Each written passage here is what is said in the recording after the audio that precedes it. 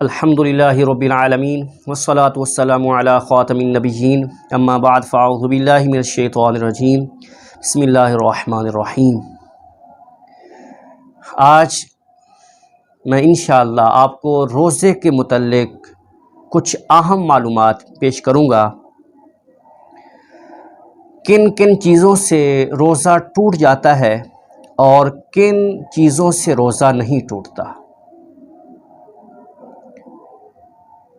یہ اہم سوال ہے اور اکثر یہ پوچھا جاتا ہے کہ کن چیزوں سے روزہ ٹوٹ جاتا ہے اور کن سے نہیں ٹوٹتا۔ آج اسی حوالے سے میں چند چیزیں بیان کروں گا، انشاءاللہ آپ کو بہت فائدہ ہوگا۔ پہلے وہ چند چیزیں سماعت فرما رہے ہیں جن سے روزہ ٹوٹ جاتا ہے۔ آئی ڈراپس یعنی آنکھ میں قطرہ ڈالنا، اس سے روزہ ٹوٹ جاتا ہے۔ انہیلر سے بھی روزہ ٹوٹ جاتا ہے۔ حیض سے بھی روزہ ٹوٹ جاتا ہے۔ سگریٹ تمباکو نوشی سے بھی روزہ ٹوٹ جاتا ہے۔ ناک کے اندر دوا ڈالنے سے بھی روزہ ٹوٹ جاتا ہے۔ یہ وہ چند چیزیں ہیں جن سے روزہ ٹوٹ جاتا ہے اور عموماً جو پوچھی جاتی ہیں، اور چند وہ چیزیں اب بیان کرتا ہوں جن سے روزہ نہیں ٹوٹتا اور جو عموماً پوچھی جاتی ہیں۔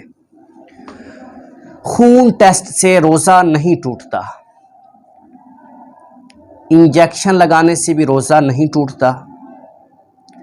کان کے اندر قطرے ٹپکانے سے بھی روزہ نہیں ٹوٹتا۔